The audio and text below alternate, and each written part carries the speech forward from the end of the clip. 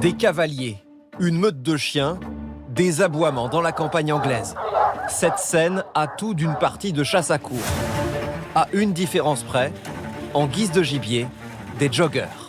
J'avoue qu'on se sent un petit peu comme un chevreuil poursuivi. Hein. Nous avons testé pour vous la chasse aux joggers, un loisir à la popularité grandissante outre-Manche. Tous les dimanches, la sortie est encadrée par Jeremy Whaley.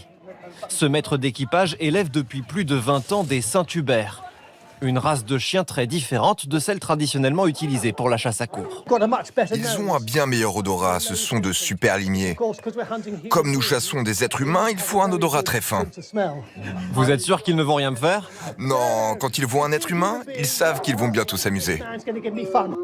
Pour observer cette étrange chasse de l'intérieur, j'ai décidé de me mêler aux appâts du jour, ce groupe de coureurs. Vous devez rester toujours groupés car vos odeurs vont se mélanger comme un pot de peinture. C'est ce mélange que les chiens vont poursuivre. Et notre but est de terminer la course avant... Avant que les chiens ne vous rattrapent, oui, mais vous devez jouer collectif. Vous ne pouvez abandonner personne. Départ des coureurs, il est 14h03. Nous nous élançons à travers champs, en évitant soigneusement les sentiers où d'autres randonneurs auraient laissé leurs traces. Pour les chiens, le top départ n'est donné que 20 minutes plus tard, car ils vont 3 à 4 fois plus vite qu'un être humain. La meute nous piste à la trace, suivie par les cavaliers. Nous entendons les premiers aboiements à notre housse. Mais qu'est-ce qui pousse ces coureurs à devenir le gibier du dimanche? Ma fille participait à ces sorties à cheval et je me suis dit que je ferais mieux de courir plutôt que de l'attendre sans rien faire. Donc votre fille vous chasse?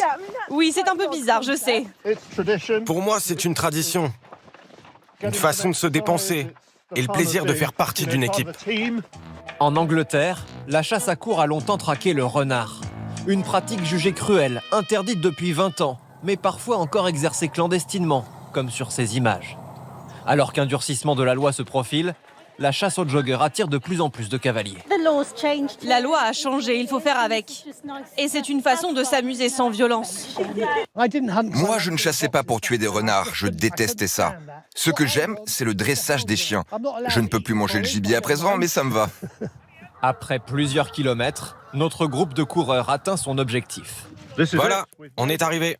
Ils sont juste derrière nous. Les chiens nous ont rattrapés sans jamais perdre notre piste.